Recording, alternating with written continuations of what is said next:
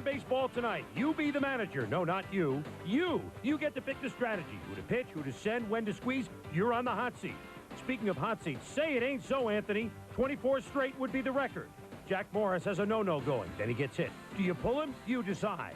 No decision needed for good defense. Ever. The ball is whacked. You're the runner. Do I stay or do I go? You get the picture. Everyone's the manager. I said everyone's the manager. Next.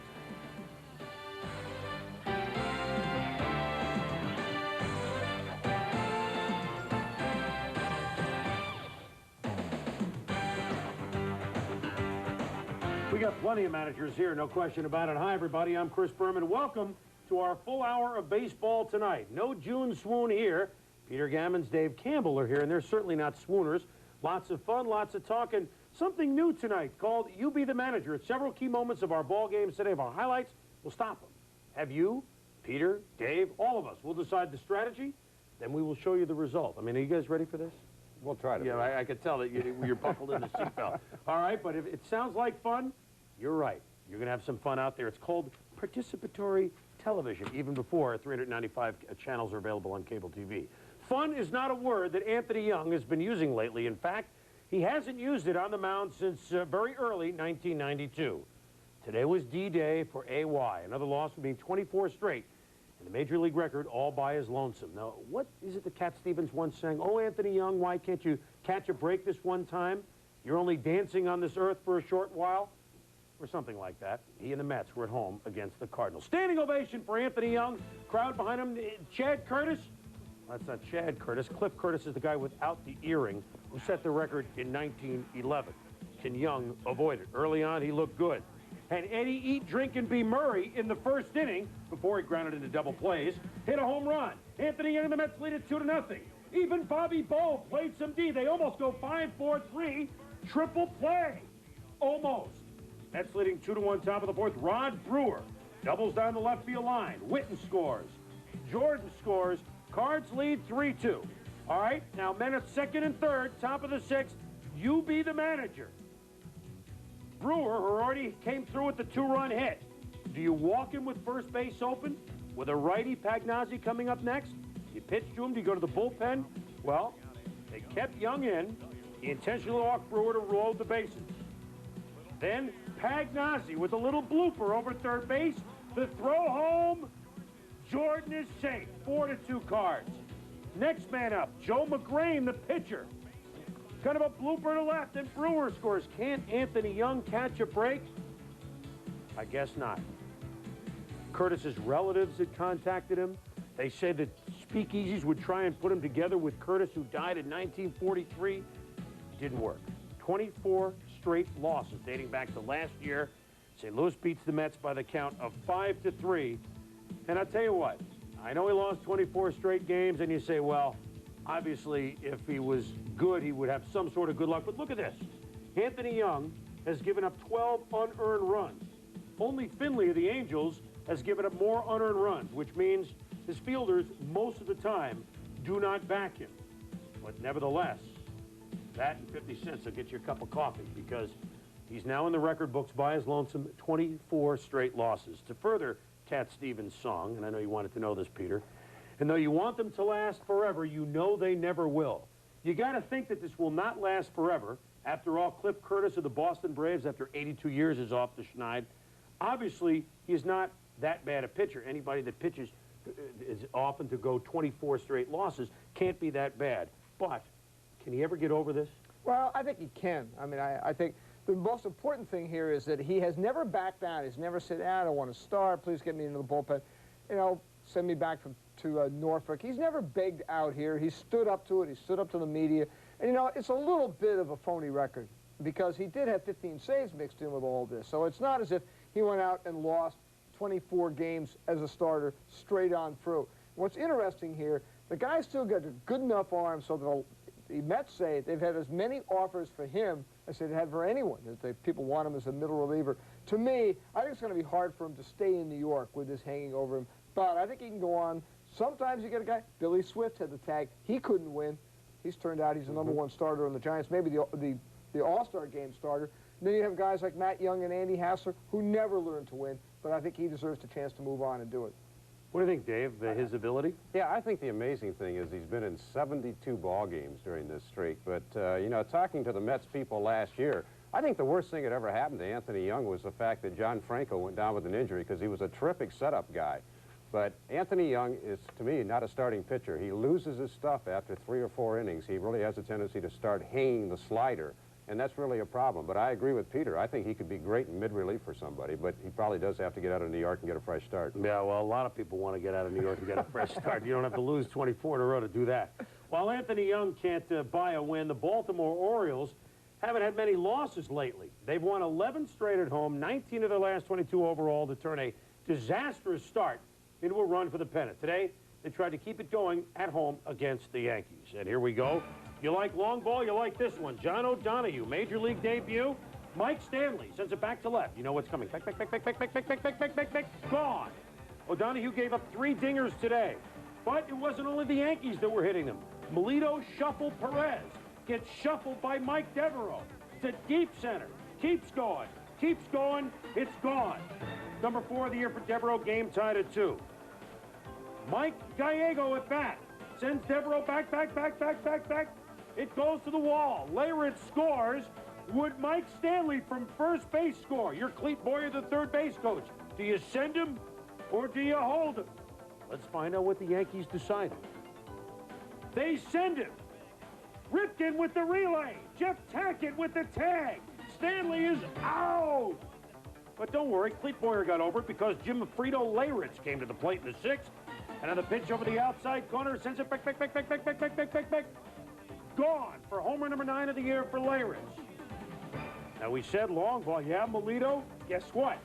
Cal Ripken. Man, the ball is carrying out there as the heat turns up in Baltimore. It's gone, and the Yankee lead cut to 6-5. But Danny Tartable against Brad Pennington in the 9th. Back.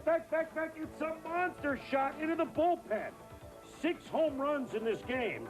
The Yankees finally win one. I mean, they scored 25 runs in the 3-game series in Baltimore, come away with 1 win. That was today, as they beat Baltimore with a count of 9-5, as despite the homers, Melito Shuffle Perez gets the win. Oh, by the way, the Yankees made a move. Neil Body Heat got released, and up from AAA Columbus, they bring in another lefty, Paul Gibson. But, you know, why bother? They're each getting hit in the 300s. This was Gibson's marks with the Mets. All right, so Heater gave up a couple of launchers last night. Neither of them looked that effective. You shuffle one lefty for another, you see what happens in the Bronx. Blue Jays and the Brewers. Jack Morris, bottom of the 1st against Robin Yount. Strikes him out on the old forker. Kevin Reimer in the 2nd has the forkball working, does Morris. Against Yount in the 3rd. Strikes him out for the 2nd time in the game. Top of the 5th, 1-0 Jays. Devon White really coming into his own at the plate this year. Sends a deep shot, homer number 10. It's 2-0 Jays. Jack Morris is yet to allow a hit. Takes a look. Still top of the 5th with 2 out. John Olerud hits his 2nd double of the day. He now has 31. Olerud 3 for 3 today. Bottom of the 6th with 2 out. Yount again, this time on the heater for Morris. Top of the 7th. More offense for the Jays. Or do they say offense? Joe Carter. Back. Gone.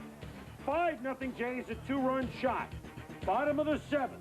No-hitter intact until BJ and the Bears Surhoff. The blooper spoils the no-hit bid.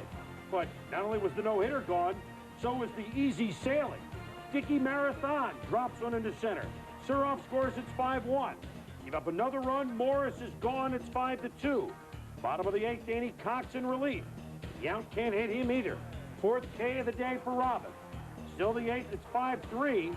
Reimer sends one to right, and look at Joe Carter play right field. 1 run scores, but the tying run would have had Carter not come up with it. So the Jays beat the Brewers 5-4. Molitor, by the way, 3 for 13 in the series as he goes home. And Morris had the no-hit bid going for a while. Will settle for his 5th win of the year. Another good outing for him. Toronto wins it 5-4. Tigers at the Red Sox. My goodness, the Red Sox have won 5 in a row. The Hawk, Andre Dawson, trying to extend the streak. And look at this. Off the outside pitch by Bill Gullickson. Yes, the friendly confines, you curve it around that right field pole and it's gone. It's 2-0. Cecil at bat. It's 3-0 Boston. First base open. Rich Gale out. You be the manager and the pitching coach. Do you walk Cecil and pitch to the slumping Kirk Gibson? You're up 3-0. And even though the tying run comes to the plate, that's not an intentional, but it really was kind of an intentional walk. And they get Gibby looking to end the inning. So the correct call made. Meanwhile, John, the man who shot Liberty Valance, and base hit to left. Look at Scott Cooper round third. Tony Phillips' throw is not in time. 4-0 Sox. With the score 5-0 Sox and runners at the corners, Mike Greenwell up. You be the manager. Do you keep Bill Gullickson in the game, or do you pull him? You go to the pen for a lefty or a righty. Well, Sparky goes with Kurt Knudsen. And forget it. Wrong call. Back to Knig's corner. A home run. A 3-run shot. Greenwell's 6th of the year. And the Red Sox sweep the Tigers. You figured the Tigers would love Fenway Park. They didn't. The Sox have won 6 in a row.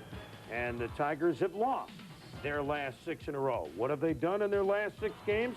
Well, for one, the starters' ERA is over 8. That's not going to win you that many games.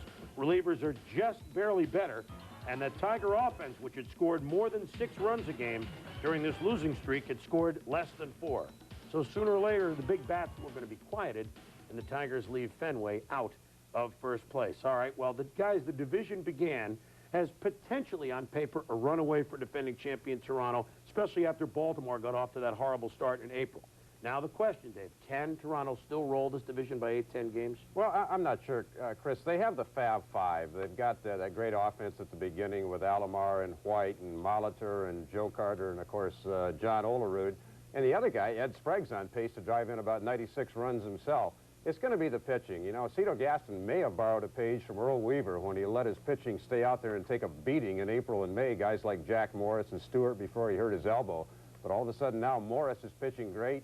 Stewart's pitching much better. Guzman's doing okay, and Pat Hinkin saved the day.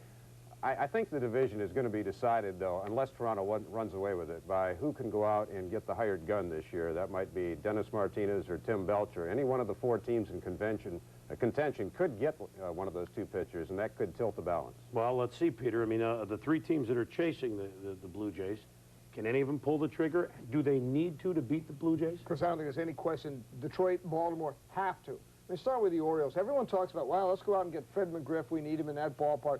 Hey, the Orioles were 100 runs behind the Tigers and the Blue Jays, but they're starting to catch up. They have a lot of guys who can hit, not hit, and to me, their big problem is starting pitching. They're not going to win a division. They've got Mussina hurt right now. He's going to might go on the DL.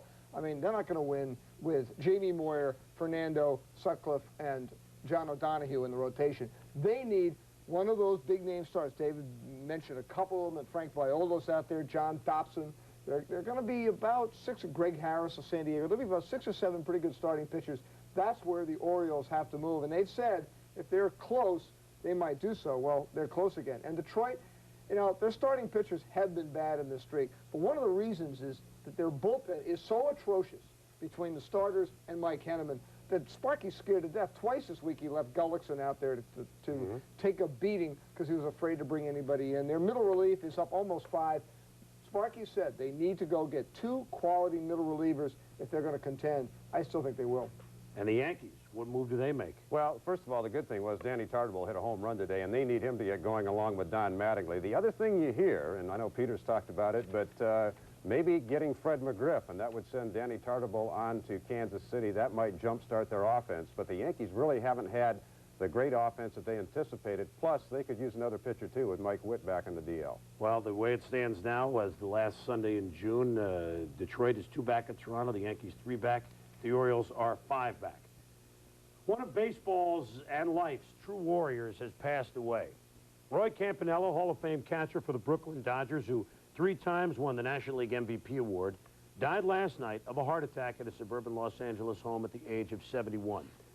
How great could Campy have been? We'll never really know, because in the winter before the Dodgers moved to L.A., early in '58, on a snowy night, Campanella's car overturned as he was driving alone towards his Long Island home. By the time he arrived at the hospital, he was paralyzed from the chest down, destined to spend the rest of his life in a wheelchair. Tom Mees has more.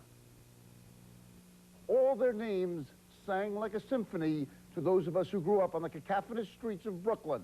Hodges, Robinson, Reese, and Cox. But Roy Campanella's name rang the sweetest. Dodgers president Peter O'Malley called him the greatest Dodger of them all. The son of a black woman and an Italian father, Roy Campanella joined the Brooklyn Dodgers 1 year after Jackie Robinson broke the color barrier.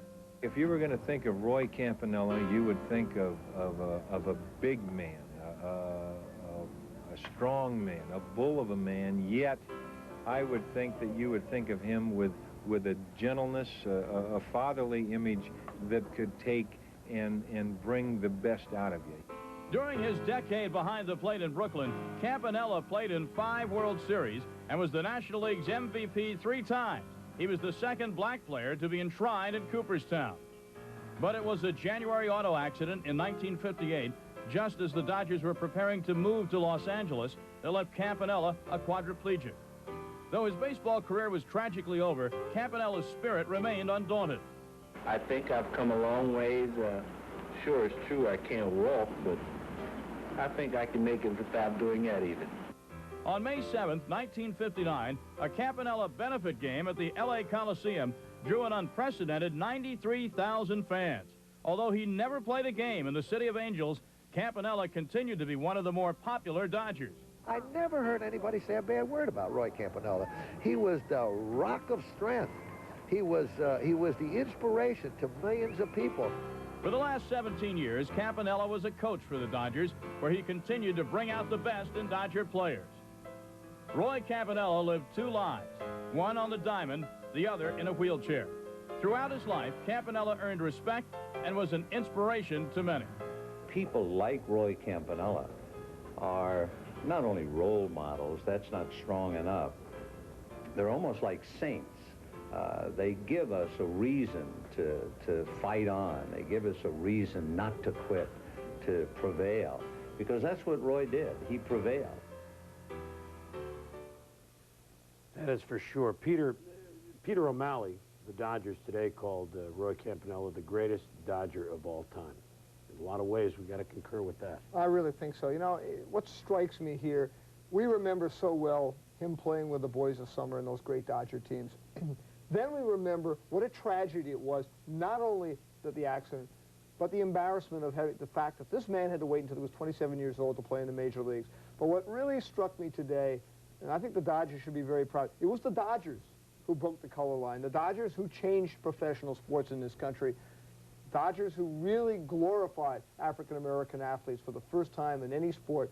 And when he died, he had been taken care of very well by Peter O'Malley out in Los Angeles.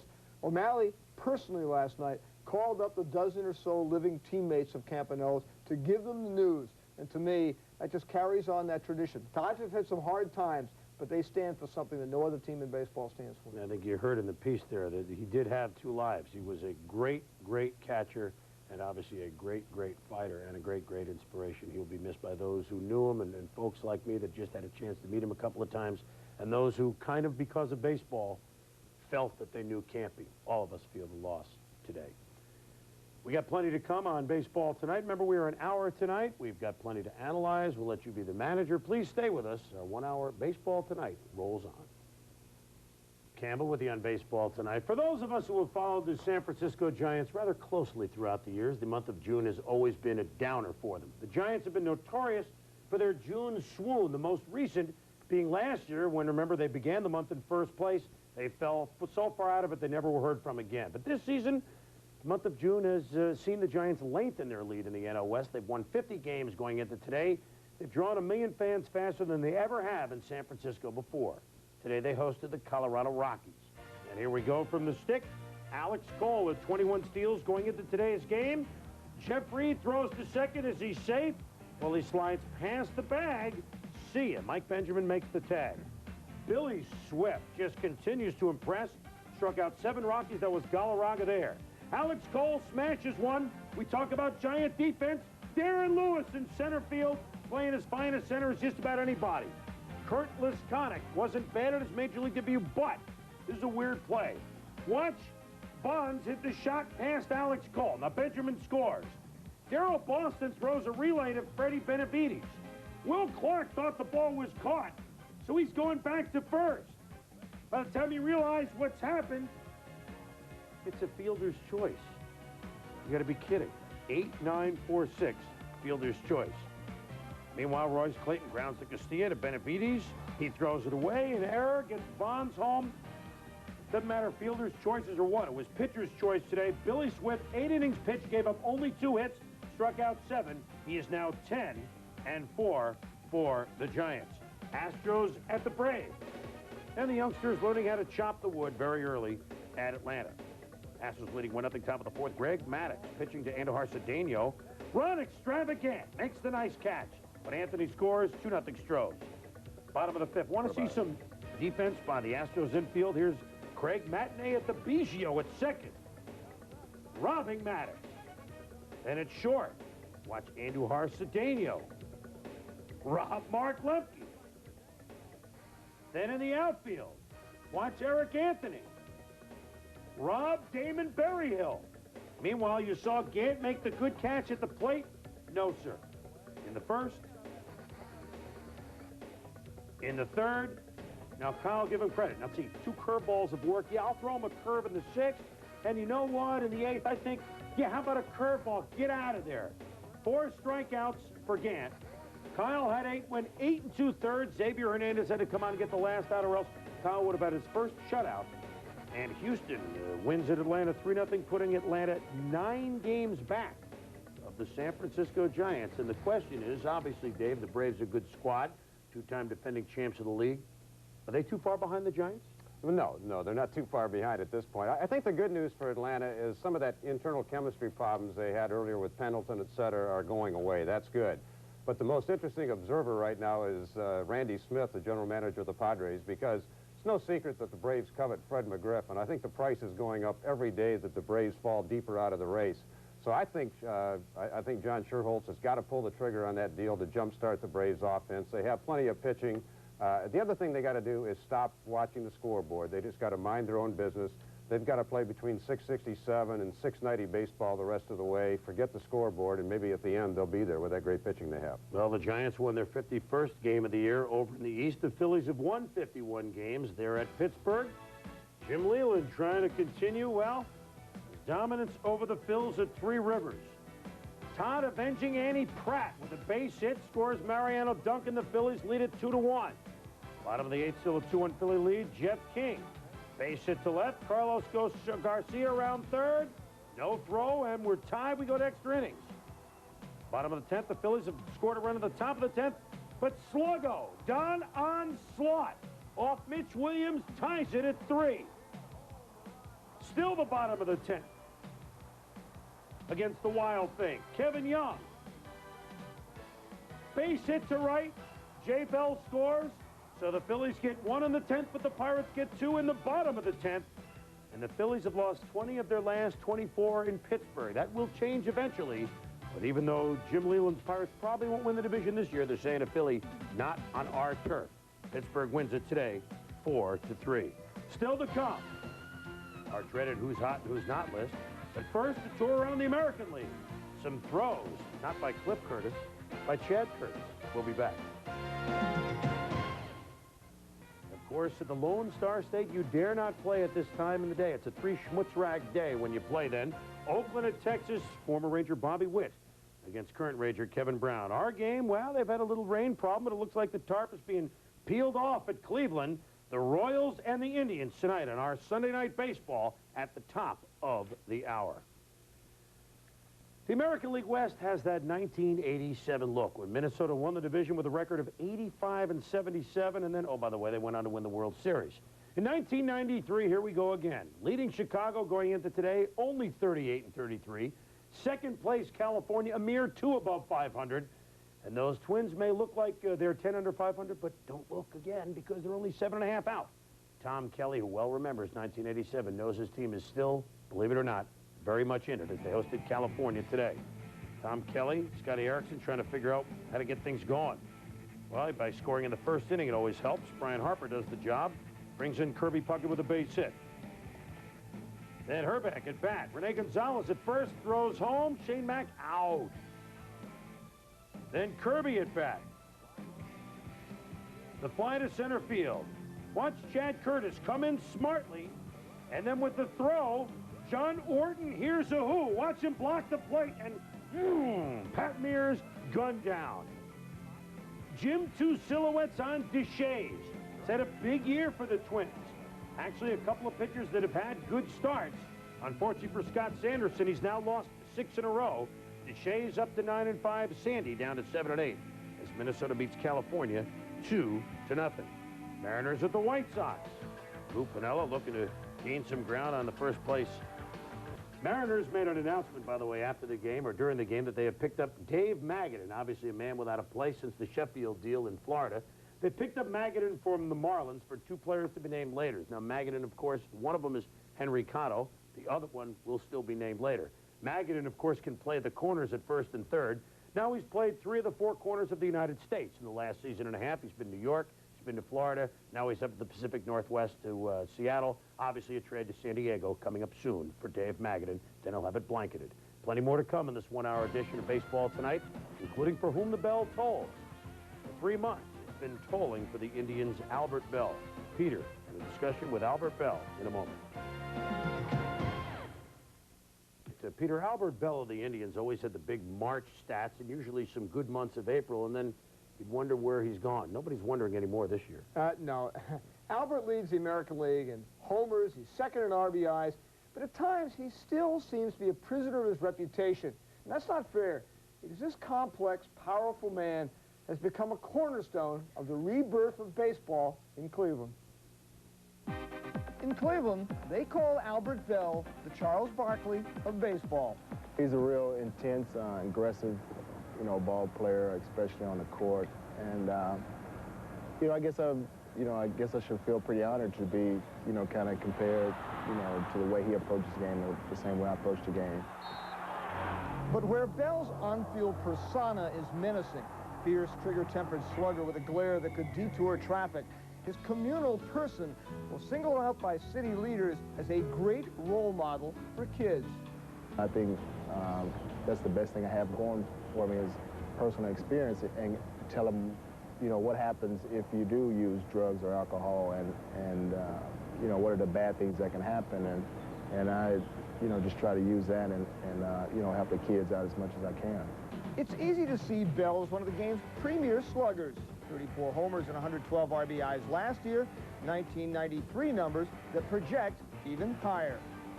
I don't know of anybody in the American League that I would trade for Albert. If somebody said, I'll give you Juan Gonzalez straight up for Albert Bell, I wouldn't do that deal. I like Albert a lot. He brings a lot to the party, besides just his physical talent. He's good to be around. He's good to have on a ball club in that he's a quiet type leader. Albert Bell knows all too well just how long it takes for reality to overcome reputation. I gave a lot of interviews last year, and, people say, well, they weren't going to write about my past. And, to be creative and come up with something new, and then the next thing you know, when the article comes out, it's all about the past again, and I just get upset about that. Bell has had to overcome an explosive, often temperamental drive to success, as well as a 1990 leave of absence at an alcohol rehabilitation center. It's not real painful. I mean, I look back now. I mean, I can laugh about it now and joke about it. I joke about it with some of the guys I went to treatment with. But when I look back now, I have 3 years of sobriety coming up next week. Albert has finally learned how to channel those frustrations and anger that he has and feels during a ball game. He's channeling them in many more positive ways now. The locker rooms have been safe. Toilet seats have been safe, and I think a lot of it's just in recognizing Albert's ability to accept failure. To begin to understand this complex man, one must start with his Shreveport upbringing by educator parents. My mom always stressed the importance of education, and I wasn't allowed to participate in sports unless I did my homework and made good grades. And, my father was always there to practice with us, my brother and I growing up, so we were constantly kept busy. His hobbies include mind games. It's just another challenge where, you know, it just keeps my mind to working. And, you know, there's a lot of things that come across the puzzle that I don't know. You know, I'll go to the library and look it up, or I've kind of cheated and bought a crossword dictionary. And He continues to pursue his degree in accounting at Cleveland State. there's another side that we have to think about. I mean, what if, you know, I go out and get in a car accident and there goes my career? You know, then what? You know, I'm going to have something to, you know, fall back on and you know, work as an accountant. Albert Bell has forged his reputation into the reality that he is a model of power, and with a new contract that could earn him $13.5 million over the next 4 years, is a foundation for the growing baseball community of Cleveland. I want to be one of the guys, you know, like George Brett, who's played 20 years with the Royals. I mean, when you mention his name, you mention Kansas City. I mean, when you mention Albert Bell, you want to mention Cleveland Indians. I mean, I want to play my career with one team and you know, to be a part of the community and, you know, to be here when we turn around and win this thing. You know, Chris, this club is going to be very good. You look at the parts, Lofton, Baerga, and Albert. Andy Elomar is coming back. They've got tremendous talent coming out of the minor leagues, which fits what they have. But I'll tell you what's really unique is with Albert and with Lofton, Baerga, Charles Nagy, they have people who have committed themselves for a long time to Cleveland, to the community, and really, they've got a tremendous thing going in that city, and I think you're going to see Cleveland be a huge baseball town over the next 5 years because of people like this. And really, you don't hear that many people saying, I want to play 20 years as a Cleveland Indian, and that's certainly refreshing to hear. And Dave, I guess those of us that follow baseball have been so impressed with Bell's growth, not only as a player, but as a human being. Well, I think the thing that you can equate it to, maybe, Chris, is Dave Stewart had an embarrassing incident early in his professional career, and he came back to become a great role model for the people of Oakland. But if he's looking at Stewart as a case, Dave Stewart didn't stay in Oakland because of money differences. So if Albert wants to stay in Cleveland for 20 years, he may have to take less money to do it and not go to one of the big market teams where his bat probably could earn more money. Well, his bat is earning a lot of praise, that's for darn sure. And one day, these Indians will be running. You're right, Peter. More hardball coming up on this edition of Baseball Tonight, including the rest of the senior circuit. Some rough news for the Reds. Bip Roberts re-injured a wrist, left the ball game. Show you those highlights in a moment. And our dreaded Who's Not Hot list. Well, who's hot in the National League? Kevin Sing-along with Mitchell is singing with a 19-game hitting streak. Charlie Hayes of the Rockies. John Burke doesn't walk anybody, does he? In the American League, Tony Fernandez, rebirth as a Blue Jay. Chris Bubbles Hoyles and Troubles. 6 homers in the week. On our dreaded Who's Not Hot list? Well then, Aaron Jackson. Well, he didn't do well as a Jay. Not well early on as a Met. Tim Wallach scuffling at the plate for the Dodgers. In the American League, who's scuffling? Dave Winfield. Rough month of June in Minnesota. Kevin McReynolds, even though the Royals are playing much better, he is having his own troubles the last few weeks. Back with National League highlights in a moment. And the Dodgers, before their game, paid tribute to Ray Campanella. Flag at half-mast, as well it should be. Dodgers and the Cubs. Corey Snyder singles to center field. Eric Karosmatic scores easily. 2-0 Dodgers, bottom of the third. Next man up is Rodriguez. Base hit to right field. Snyder tries to go to third. Sammy, say it ain't Sosa. It is. You're gone. Top of the fifth. Runners at first and second for the Cubs. Ray Sanchez with the base hit to right. Derek May rumbling, bumbling, stumbling around third. Henry Rodriguez throwing, but May avoids the tag of Mike Piazza, and it's a 2-1 Dodger lead. Kevin Gross remained in control. He was totally Gross, striking out Mark Grace on the curve. Gross goes the distance, and the Dodgers beat the Cubs 3-1. Gross striking out 7, giving up only 6 hits.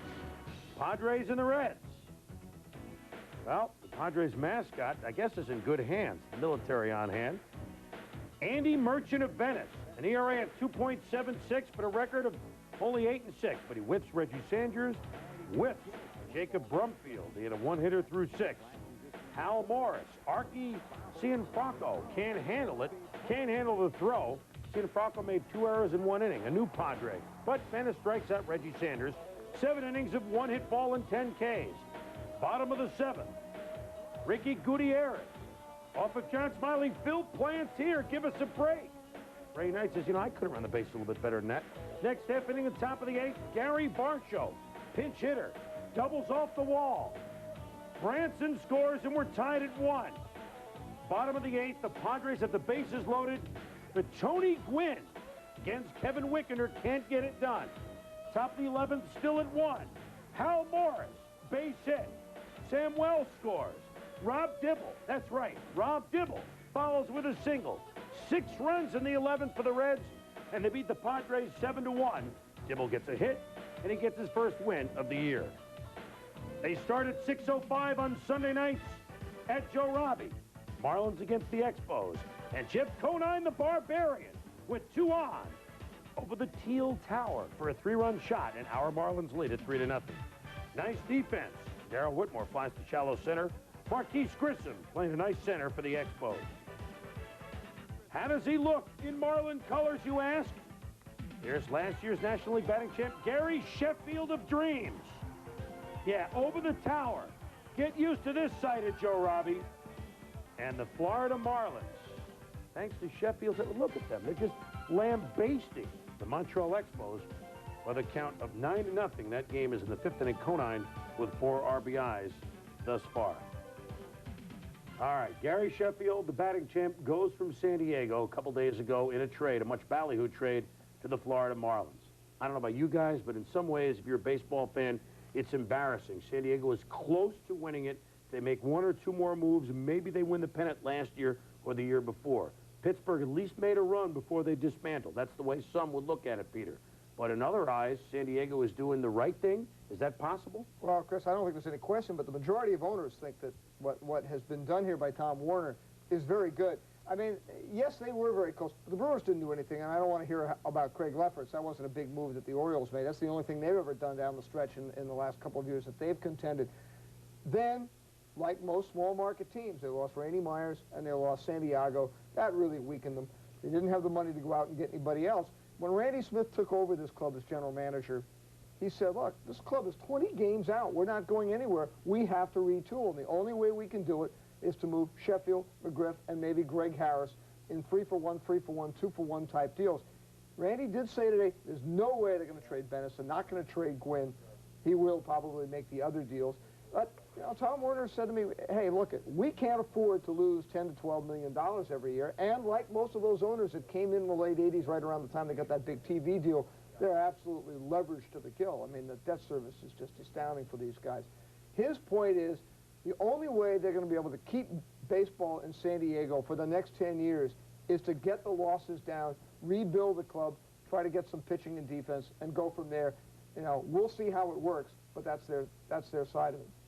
Peter, I think there's 2 concepts if you're going to own a baseball team. One is that you're really entitled to do what you want if you put your money up. And the second one, though, is that baseball, a team, is like a public trust. I think the fans in San Diego think of Warner as kind of a Judas, but some of the owners think he's a visionary. I think only the long run's going to tell. But I think it was a unilateral decision on the Padres' part. I don't think there was any collusion, but I think Richard Ravish and the owners committee are going to look at this and point to what the Padres have done in part of the negotiations and say this is just a symbol of why baseball's in so much trouble. But we're only going to know in the long run. Well, if these moves turn out to rebuild clubs and you have nice young clubs like the Cleveland Indians look to be getting, we shall see. But for now, painful to go to the games at the Murph, is it not? It is indeed. It is indeed. Not painful, though, as the show rolls on. We've got more. Baseball Tonight continues, so don't go away.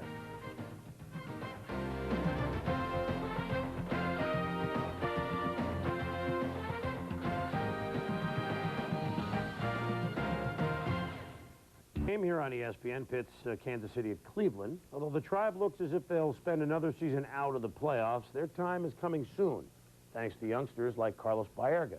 Our John Miller has more on our Sunday night preview. Thank you, Chris, and we are hard on the shores of Lake Erie, Cleveland Stadium, where the Cleveland Indians meet George Brett and the Kansas City Royals. George Brett last year became only the 18th man in the history of Major League Baseball to reach that coveted plateau of 3,000 hits. Now, here in Cleveland, well, they've got some outstanding young talent, guys like Lofton and Albert Bell, and, of course, Carlos Baerga. He is well on his way toward his second consecutive 200-hit season. Our Peter Pasquarelli explores Carlos Baerga and the possibilities of 3,000 hits. Let's put 3,000 hits in perspective. It's 200 hits times 15 years, or it's 150 hits times 20 years. Any way you cut it, it's awfully hard to do. Ted Williams didn't do it. Babe Ruth didn't do it. Joe Morgan didn't do it. Not even Dave Campbell got 3,000 hits in his career. But if anyone active in baseball can be reasonably projected to join George Brett on the 3,000 hit club, it's a guy named Carlos Baerga of the Cleveland Indians. Projecting anyone to reach 3,000 hits is pure fantasy. But look where Brett and Baerga were at 24 years old. They're not separated by very much, and by the end of this year, Baerga should be within 50 to 75 hits of where Brett was at a similar age. Even George Brett's own manager, Hal McRae, thinks that if anyone in baseball today has any shot at 3,000, it is Baerga. But the key will be longevity. He has all the qualities of a guy to reach that milestone, but I doubt if he's going to play 20 years. The money is too large for a guy to stay around that long. I always, when I see players like Robin John and George Brett that we're playing right now, and you know, that put in my mind, if I can do it one day, they play for 20 years, you know, and this is my 4 years in the big leagues, and you know, and it's kind of hard, you know, to stay in shape the way they do. Now, with the salaries that players make nowadays, they're probably not going to hang around for 20 or 25 years, which is what you need to reach 3,000 hits. So, Joe, in modern days, is 3,000 hits the unattainable goal? Peter, first of all, let's put 3,000 hits in perspective. Most of the time, the hitters who attain 3,000 hits play more than 15 seasons. You have to average 200 hits a season for 15 years just to get to 3,000. And as you know, with the amount of money that's being paid to the players today, the pressure that they're under, you're not going to see very many players play 15 years, let alone the 18 or 19 that it takes to attain that goal. So I think we're seeing a dying breed as far as the 3,000 hit club is concerned. All right, and we will be seeing George Brett tonight and Baerga and all the rest of them from Cleveland at the top of the hour. Stay tuned. We'll be back in Cleveland later. Who went deep? Well, you get the feeling that the Yankees and the Orioles had a slugfest? Yeah, I guess these couple pages might give you that feeling. Check out the rest of the home runs for today.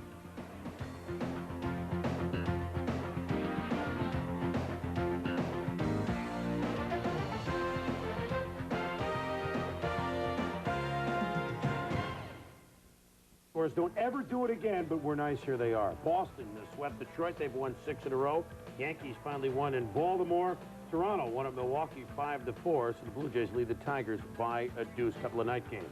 The National League, Anthony Young, 24th straight loss as the Mets lost to St. Louis 5-3. Billy Swift went 8, two-hitter, and the Giants lead the Braves by 9 games in the NL West. Matt Williams did play today, re-aggravated his groin injury, went 0 for 3, and the Giants have put their possibly all-star third baseman on the 15-day DL. Big series coming up in the NL East. Now, all year long, it looked like there'd be no big series in the NL East. Philly at St. Louis for 4. Cards have a shot, Peter? Well, I mean, their pitching is finally coming together. This is the important thing. They have got to win 3 out of 4 because the Phillies don't go back to St. Louis until October. Joe Coleman, the pitching coach of the Cardinals, said, if we can stay close first half of the season, I think my pitching will really come on strong in the second half. It's starting to really come here in June. Hope you all enjoyed this edition of Baseball Tonight. Glad to see you, Mr. Campbell. Nice to be here. So since he's Ray Knight is hitting coach of the Cincinnati Reds, Dave Campbell will be with us on Sundays. And for Peter Gammons, I'm Chris Berman. Thanks for watching.